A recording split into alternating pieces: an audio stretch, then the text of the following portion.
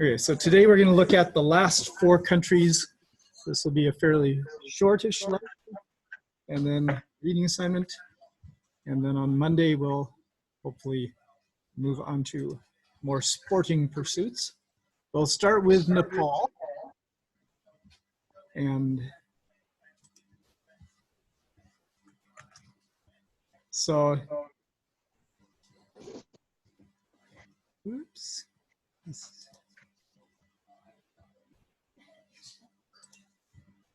So it is a Hindu country, and there is a small Buddhist minority located in this area. And as we go through these 4 countries, the difference between Hinduism and Buddhism becomes a fairly important ethnic differentiation thing for them. And so Nepal is on the Hindu side. So they're with India on that one. And culturally, they are a bit of a mix. So they've got some elements of Indian culture, some elements of Tibetan culture, because if you look at this map here, they were actually on the old Silk Road, where the sort of the best passed through the Himalayas from China to India. And so they've had a lot of the contact with Tibet up in this area, a lot of contact with India down in this area. And in general, Nepal is on the Indian side of the mountains. So their culture is more similar to India than Tibet, but they do have that similar cultural ties and some ways that they do things. So Buddha was actually born in Nepal, even though Nepal today isn't Buddhist. And it is a relatively poor country. It is undeveloped, and the main industry is still agriculture, and it's very much subsistence agriculture. You just simply grow enough for your family to live on. And times are changing quickly. Today, about 60% of the people work on farms. 20 years ago, 90% of the people worked on farms. So it's not necessarily that they're finding better jobs, it's just that the younger people don't want to work on the farm, and they're hoping. And so the country is still having economic problems. They're hoping, in a way, that tourism can be a boon. So Nepal was sort of discovered by Westerners in the 1970s. It was even forbidden for Westerners to go there until the 1950s. And then the hippie movement found out that you could get lots of cheap drugs and spiritual enlightenment. And Kathmandu became a real popular place with the hippies in the 1970s. And you'll have to listen to oldies stations. There's even a Bob Seger song about Kathmandu. So these are pictures from the 70s when you'd have these people heading from Europe, and they would basically go in their old Volkswagen bus, and they would drive to Nepal and basically settle there and live and make traditional weavings and whatever. And then in the late 1970s, you had the revolution in Iran, and you had all sorts of the invasion of Afghanistan, and Nepal finally said, nope, everybody who's here needs to have a visa. They ended up kicking them out, and it became hard to travel. And even today, you wouldn't be able to drive from Europe to Nepal because of all the political unrest and such. And here we have Michael wanting to join. So today, tourism is a potential moneymaker for Nepal. They're trying to reopen, but they had a big civil war, which just ended. And so you don't want to necessarily go to a country that's having a war so it ended in 2008, and Nepal had had a traditional Hindu monarchy for years and years and years, that going back to ancient times. And very kind of like the monarchs in France or wherever you have rebellions against monarchs, the people rose up. And in this case, they were supported by, it was basically Maoist communists. And so you can see this village here is fairly proud of the fact that they are a communist village. And the communists came in and said, you know, we'll be the ones who will, as they always say, make the common person prosper. They don't mention the fact that Mao killed however many millions of his own people by his ridiculous economic policies. But they attracted the people and they fought this civil war, went on for years until finally they reached a compromise. The country would become a republic, get rid of the king, but it would be a democratic republic instead of a communist republic. So in a way, the communists got their way, but in a way they also didn't take over. They're still in existence as one of the main parties in Nepal, and they still have a lot of people who are attracted to it, but Nepal is trying to rebuild and especially sort of attract foreign investment, which people aren't willing to do if it's a communist country. So some issues are the fact that it is a very underdeveloped country. A lot of places don't have electricity. The places outside the capital city didn't get electricity until the 1980s. So it's very underdeveloped, and they have a problem with their neighbor, which we'll talk a little bit again when we talk about Bhutan, in that Bhutan had or has people in Bhutan who spoke the Nepali language. And they had been in Bhutan for hundreds and hundreds of years, but were a slightly different ethnic group, closer to the Nepalis. And Bhutan kicked them out. And so these people went and came to Nepal as refugees. And so here's a picture of a refugee camp. Nepal has managed to resettle most of them. A lot of them went to the US and Canada, but Nepal has sort of become this center for refugees, people coming from India, people coming from China, even people coming from Africa. They'll make their way to Nepal because then they can get resettled somewhere else. So Nepal has this refugee problem. And as far as percentage, they have more refugees per capita than Germany does. And you think, oh, Germany took in 1 million refugees. Well, Nepal isn't that big of a country, and for all these refugees to be coming in. So one last thing about Nepal is they have some famous mercenaries called Gurkhas, and I don't have that written up here. So G-U-R, oh, I have to spell this right, G-U-R-K-H-A-S. So there's an H behind the K. So G-U-R-K-H-A-S. And they are mercenaries. The British first encountered them in the 1700s when they were doing this great game against Russia. And they quickly employed them. So here are British Gurkhas from the 1850s. This is World War I. This is in Afghanistan about 5 years ago. So the Gurkhas are employed as mercenaries by the British and the Australians and the Indians, and they are considered to be some of the elite troops in all of their armies. So the British Gurkhas have received a special award from both Queen Victoria and Queen Elizabeth. And so this regiment that is made up entirely of Nepali people can wear these royal badges that some other regiments don't even have. And a famous quote from a British military guy said, "If a man says he's not afraid of dying, he's either lying or he is a Gurkha." So they have a fierce reputation. Still today, some of the most sought after mercenaries in the world. All right, to Bhutan. So it's about 1/3 the size of Nepal.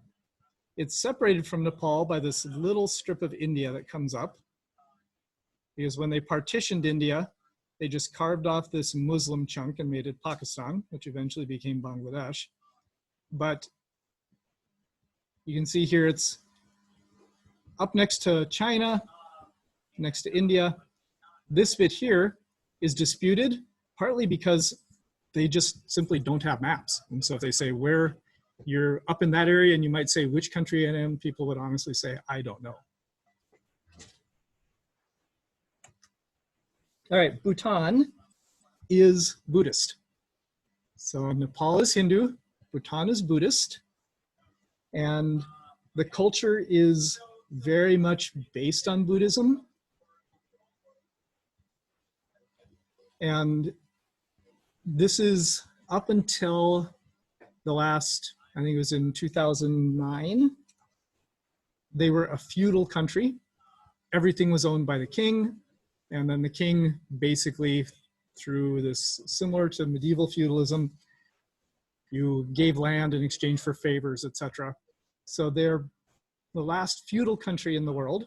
They are now transitioning toward a moneyed economy, partly because if they want to have international trade and international tourists, they need to be able to do that sort of thing.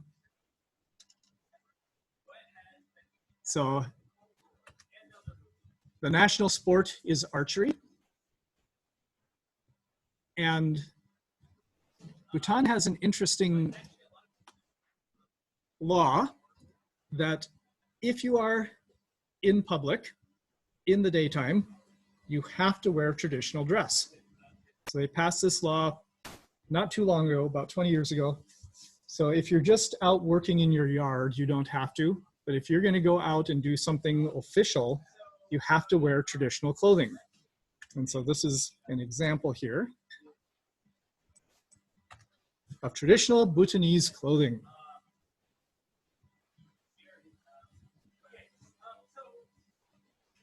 So yeah, this would be the guys, and this would be the ladies. Actually kind of looks like an old ancient Greek statue there. But this also became an issue with the Nepalese people that we talked about before. Part of the reason they did this was to persecute that Nepalese contingent. And they said that, okay, you have to wear traditional Bhutanese clothing of the dominant tribe. And these other groups, they have been in Bhutan for hundreds and hundreds of years, but they had a different clothing style. And so they were being forced to wear, it basically like if someone came to VFA and said, okay, everyone has to wear lederhosen. Like, that's not even, that's like Bavarian. We're not there. They said, no, but you have to wear lederhosen, no more t-shirts. And they would say, no, we aren't gonna wear this clothes of the other group. And Bhutan also said, we will no longer offer school in any language other than Bhutanese. And so it meant that a lot of these Nepali speaking people didn't even know Bhutanese. And the government was making this concerted effort to basically get rid of them. And so they ended up succeeding. A huge number of the Nepalese people in Bhutan fled. As I mentioned today, there are more people, more Bhutanese, Nepali-speaking Bhutanese people in the US than there are in Bhutan.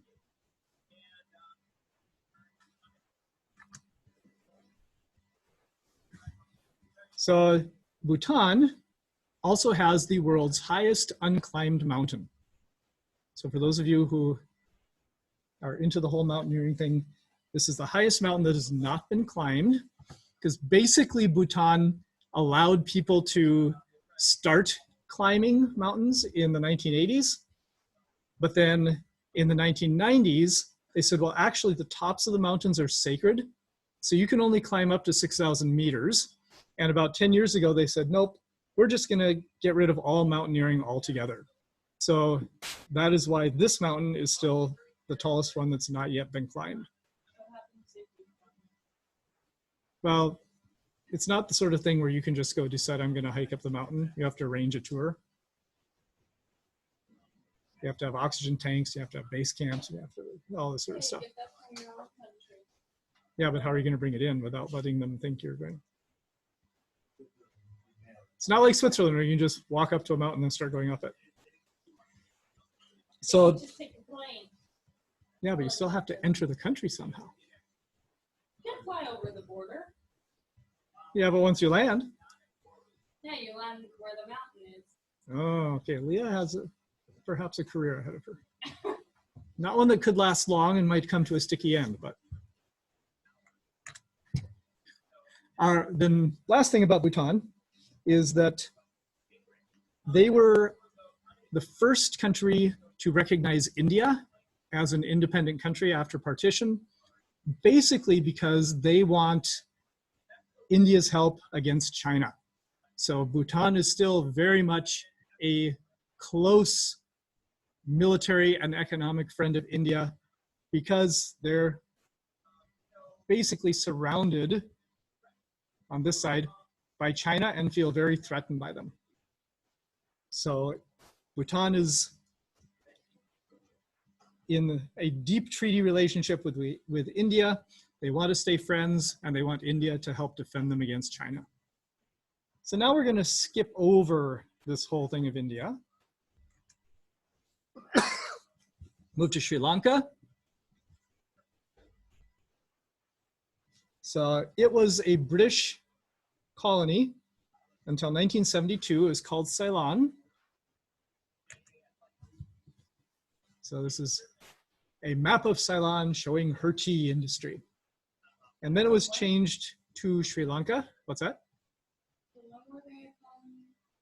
Called Ceylon. So what it says at the top of the map there. Oh, till 1972.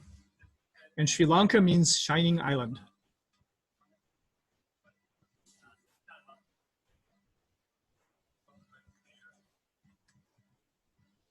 There's basically two people groups in Sri Lanka. So there are the Sinhalese, who are Buddhist. They're Aryan, so they are the similar ethnic group to most of India. And they're the original settlers. And so this says Sinhala in Sinhalese. Then the other group are the Tamils, and they're Dravidian, so you can see they're much darker. They are Hindu, and they emigrated to Sri Lanka, but like in ancient times. So they've been there for 2,000 years, something like that. And that's about 15% of the people. And so this says Tamil in Tamil. And so you can tell a bit of the difference. These people look more like people from North India. It's also incredibly unsafe. Don't put 4 people on a motorcycle without helmets. But, you know, it's Bollywood.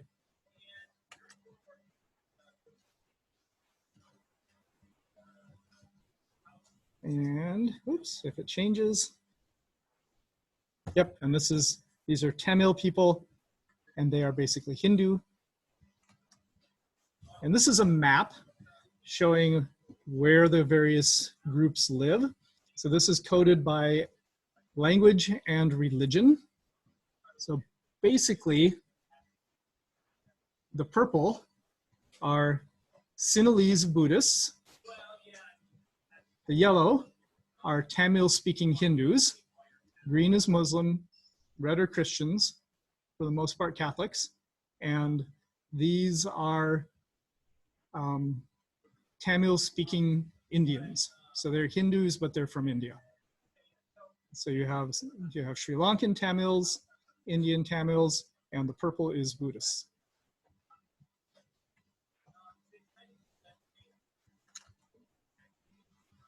So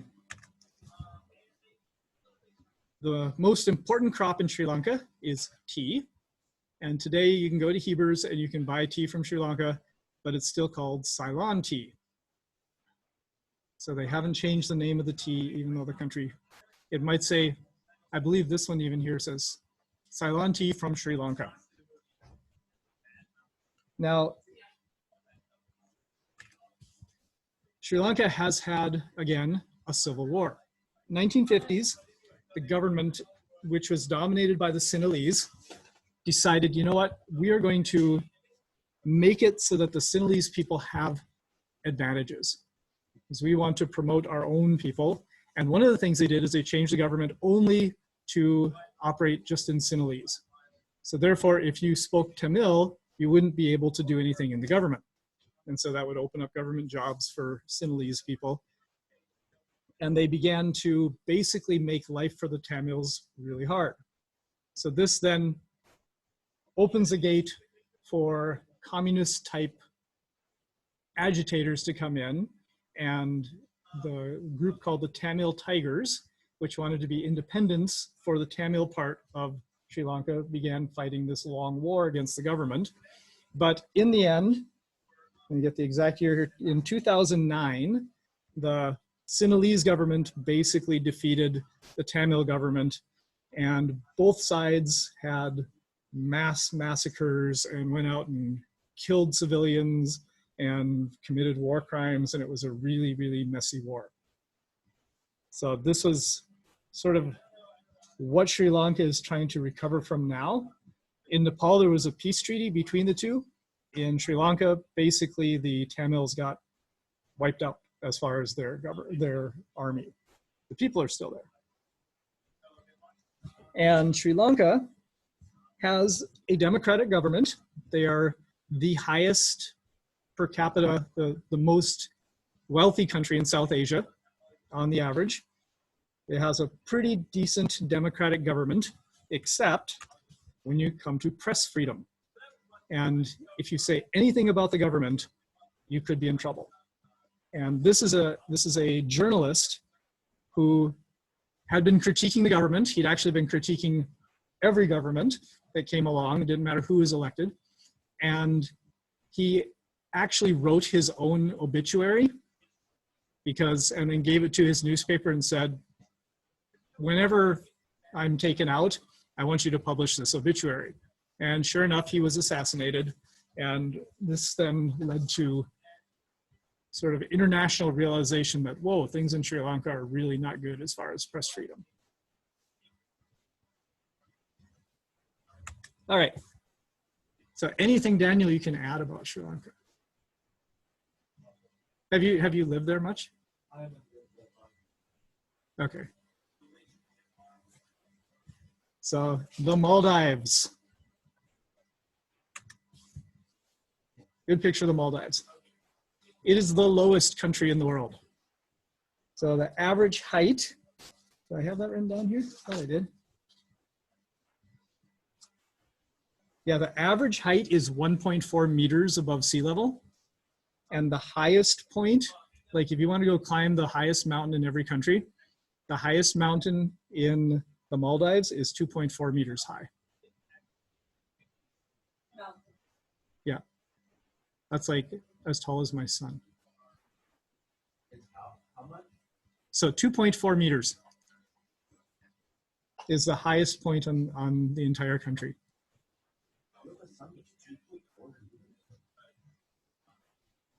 Nope, he's 2.1 meters. Yeah, I'm getting the math wrong.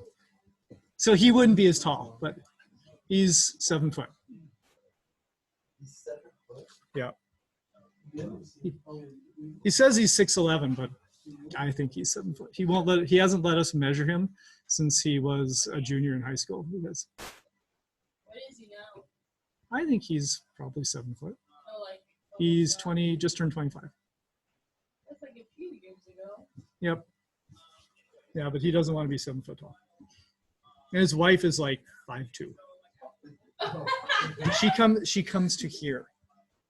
She can stand next to him and he can almost put his elbow on her head. Yeah.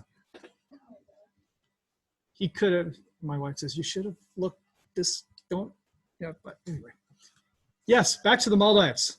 Maldives are not much taller than my son. And so this is one of the countries where you talk about climate change and rising sea levels. Maldives is one of the countries. We'll possibly look at others. Actually, we're running out of time. We won't get in the Pacific Ocean, but there are other countries in the Pacific who are also very low, but Maldives would be the first to go as sea levels rise. And as you can probably guess, tourism is a huge industry. So this is one of the resorts in the Maldives. Now, tourism basically started in the 1970s. Up until then, it was just this out of the way group of islands that no one ever knew about. And over half the islands in the Maldives are uninhabited. And the Maldives are a fairly strict Muslim country. So we've talked about Hindus, we talked about Buddhists, but they're very strict Muslim. And they realized we have all these uninhabited islands that we could put the tourists on. And so, for example, this island is a resort. And the tourists are basically limited to the tourist islands because the Maldives don't want tourists walking around and corrupting their other people. And so if you want to visit like the capital city, you need to go with an organized tour group. It's not like it's off limits to you, but you just can't go there and walk around on your own. You have to take a tour or do something like that. And so on the resort, you can like wear Western clothes and such, but when you're actually in the town, they're very strict Muslim. How big is this town? What's that? How big is the city? It basically occupies the entirety of its island. But the whole country has like 500,000 people. So I don't know how big the capital city is.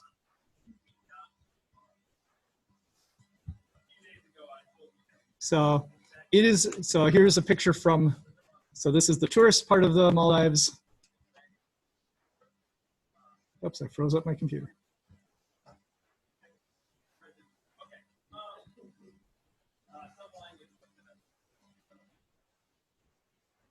Try to get back to the other picture.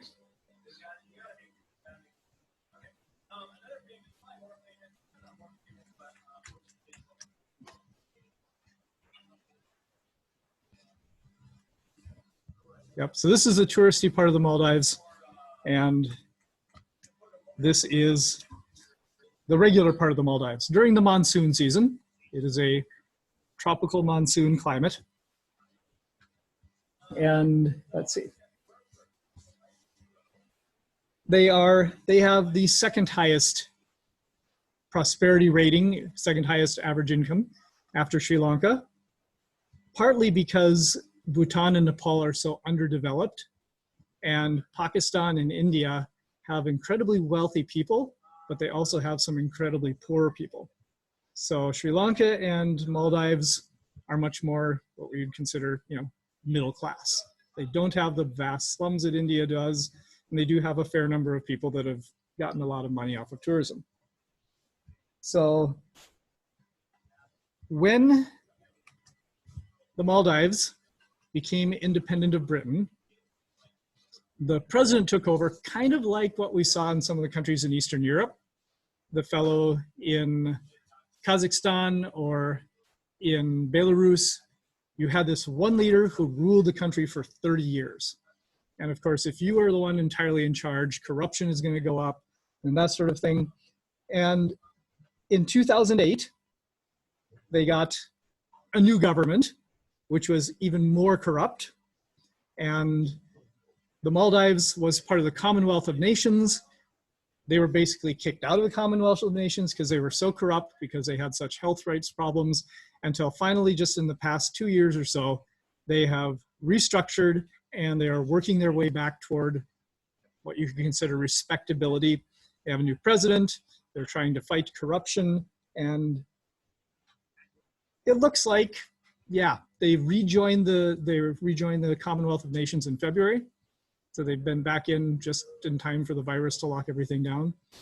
But they're working their way back toward this fighting the corruption and such. Some of the issues that are facing them are obviously, if you get any sort of tsunami, the Maldives isn't even going to slow it down because it's only 1.5 meters high. And so when the tsunami came over in the early 2000s, it washed literally over several of the islands and just kept going, which really caused a lot of damage. So rising sea levels and tsunamis are a big problem. Radical Islam is another problem that the government is trying to fight. And basically dealing with this whole history of corruption. And so that is it for those little countries.